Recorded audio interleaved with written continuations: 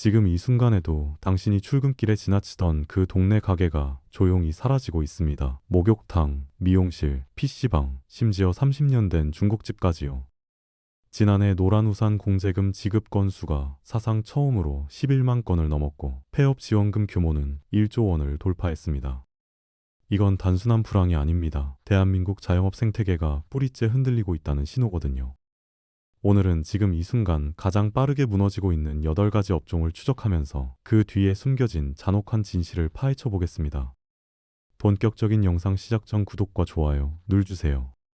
90년대만 해도 전국에 10,000곳이 넘었던 동네 목욕탕이 지금은 5,500곳으로 절반 가까이 줄어들었습니다. 광주만 봐도 최근 5년 사이 목욕탕의 35%가 증발했죠.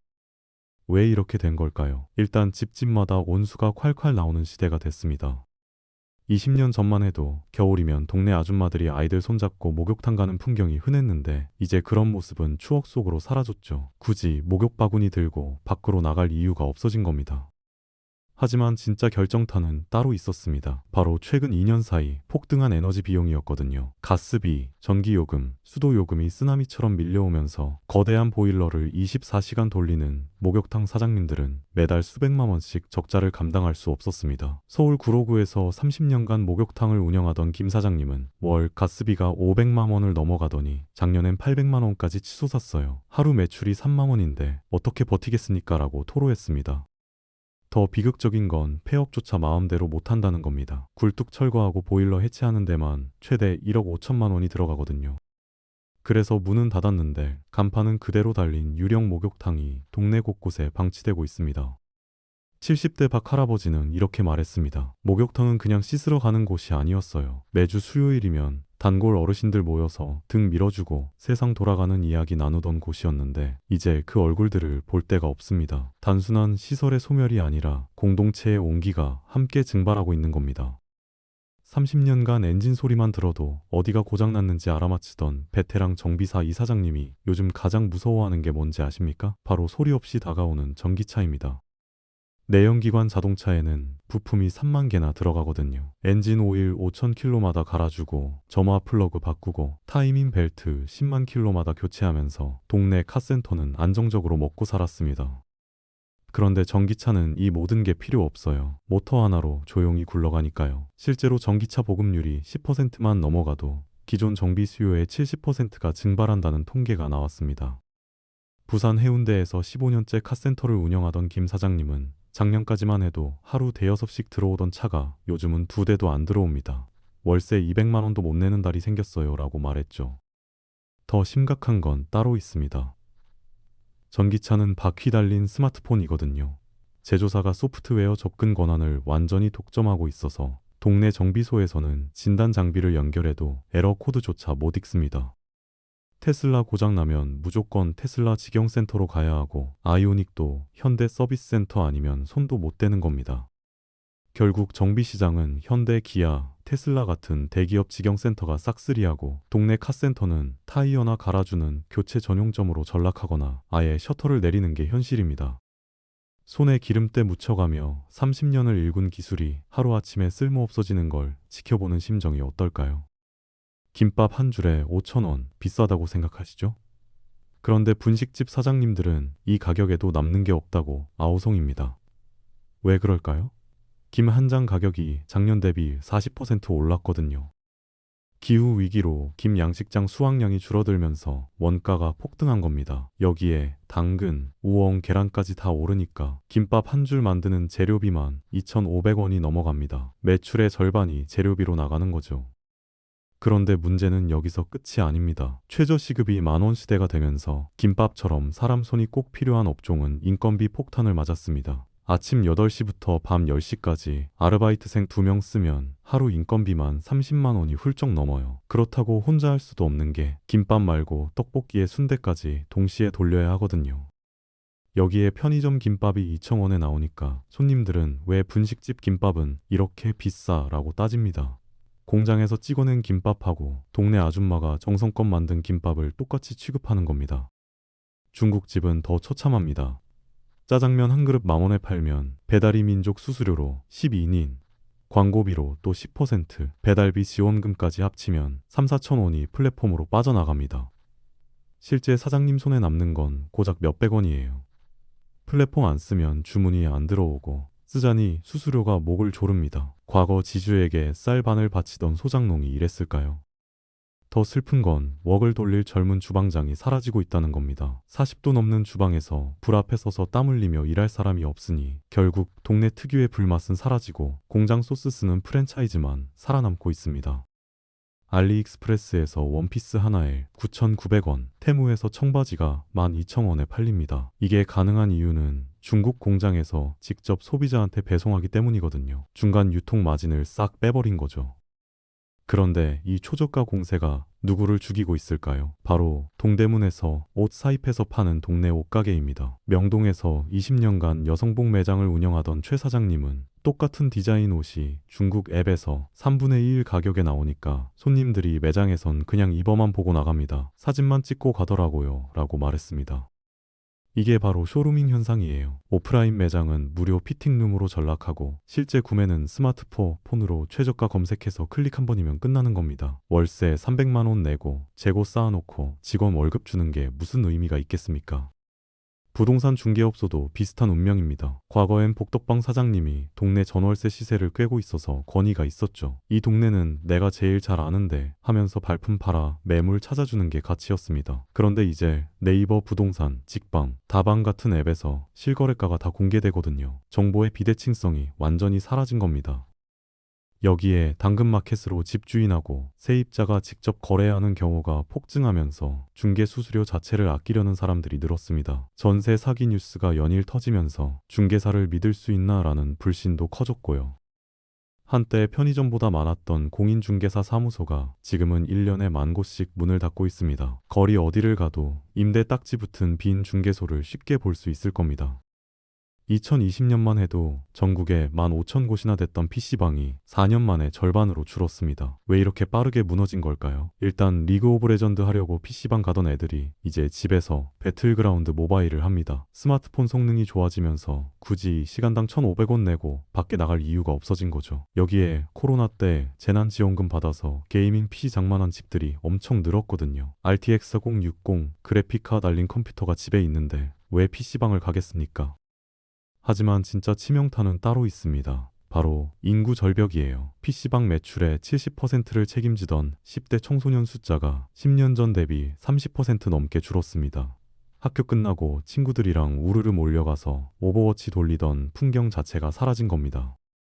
인천에서 PC방 운영하는 이 사장님은 평일 오후 3시면 자리가 없어서 난리였는데 요즘은 컴퓨터 50대 중에 5대도 안 차요 라고 말했습니다. 여기에 고사양 컴퓨터 수십 대 돌리는 전기세가 한 달에 200만 원씩 나오고 24시간 아르바이트생 인건비까지 합치면 매출이 안 나오는 날은 그냥 적자입니다.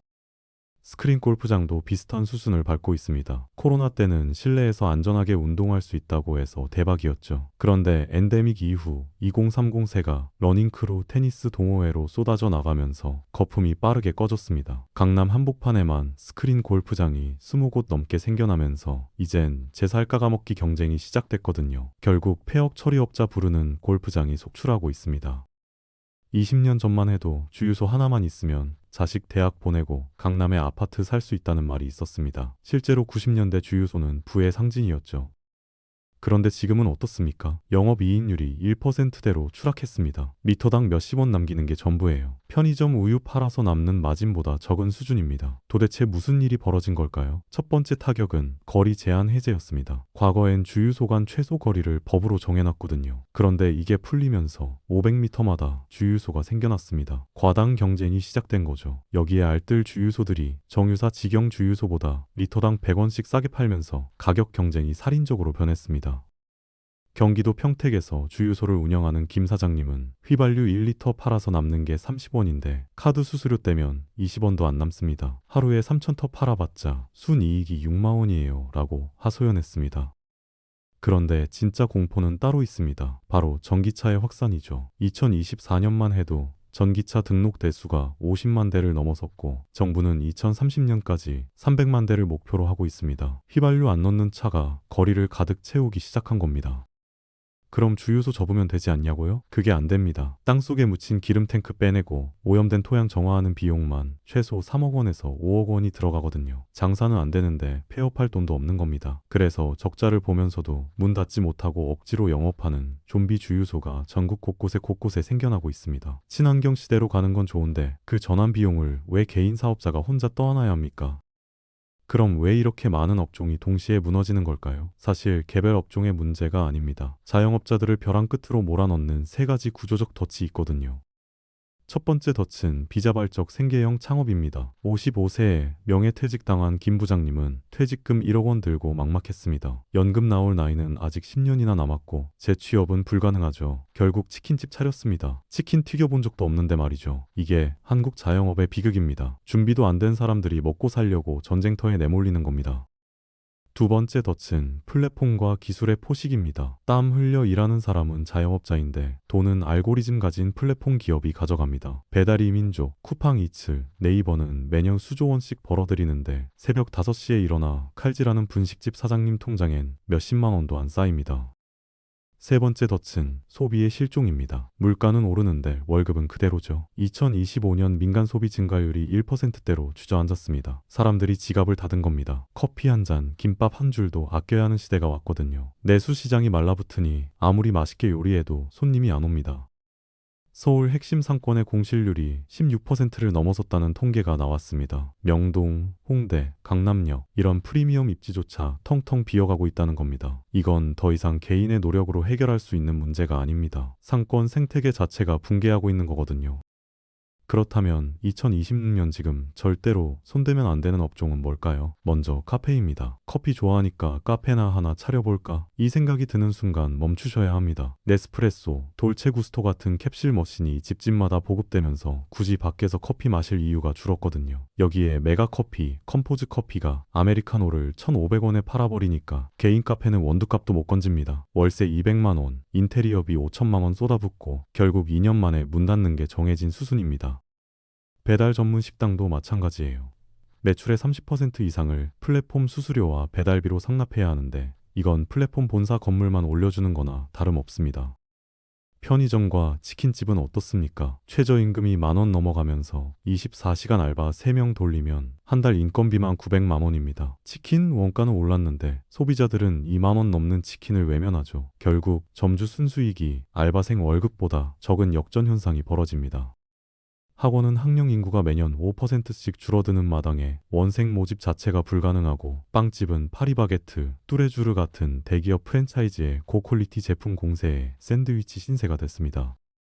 무인 점포요? 진입 장벽이 낮다는 건 누구나 할 수 있다는 뜻이고 그건 곧 레드오션을 넘어선 피바다를 의미합니다. 애견 미용실도 마찬가지예요. 동네마다 생겨나서 이미 포화 상태인데 펜프렌즈 같은 대형 서비스가 가격 후려치기를 하니까 폐업이 속출하고 있습니다. 그럼 희망은 없는 걸까요? 아닙니다. 오히려 지금이 기회입니다. AI가 사무직 일자리를 집어삼키고 있지만 AI가 절대 못하는 게 하나 있거든요. 바로 직접 현장에 가서 손으로 고치는 일입니다. 챗GPT한테 우리 집 보일러 고쳐줘라고 하면 뭐라고 할까요? 매뉴얼만 보여줄 겁니다. 결국 사람이 와야 해요. 그래서 지금 전기차 정비, 특수 누수 탐지, 보일러 수리 같은 전문 기술자의 몸값이 폭등하고 있습니다. 젊은 애들이 기피하면서 숙련공 공급이 끊겼거든요. 50대 누수 탐지 전문가는 하루 출장비만 30만 원씩 받습니다. 예약도 한 달 대기예요. 고령화 시대에 맞춰 노인 돌봄 서비스, 실버 전용 헬스장, 전동 휠체어 수리 같은 실버 경제 관련 업종도 떠오르고 있습니다. 2030년이면 65 이상 인구가 전체의 25%를 넘어가거든요. 4명 중 1명이 노인인 사회에서 이들을 케어하는 일은 절대 사라지지 않습니다. 1인 가구 이사나 청소, 명품 가방 세탁처럼 인간의 기본적인 삶을 깊이 있게 케어하는 1:1 서비스도 불황을 타지 않습니다. 혼자 사는 사람들은 돈을 아끼더라도 자기 삶의 질에는 투자하거든요.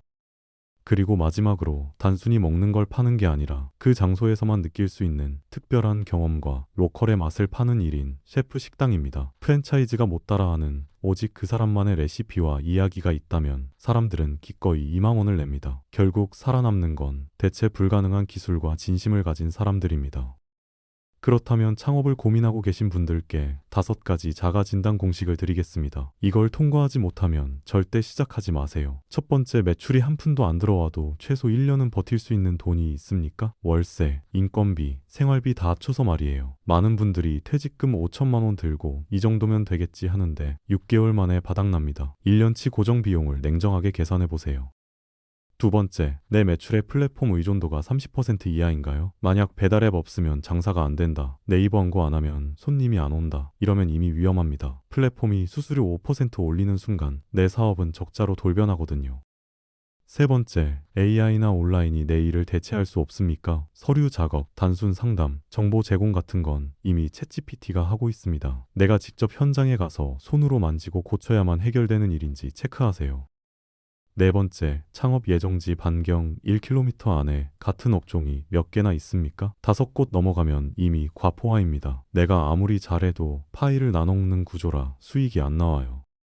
다섯 번째, 나만의 확실한 차별화 전략이 있습니까? 나는 더 친절하게 할 거야. 나는 재료를 좋은 걸 쓸 거야. 이런 건 차별화가 아닙니다. 손님이 여기가 아니면 안 돼 라고 말할 만한 결정적 이유가 있어야 합니다. 이 5가지를 다 통과했다면 그때 비로소 창업을 고민해 볼 수 있습니다.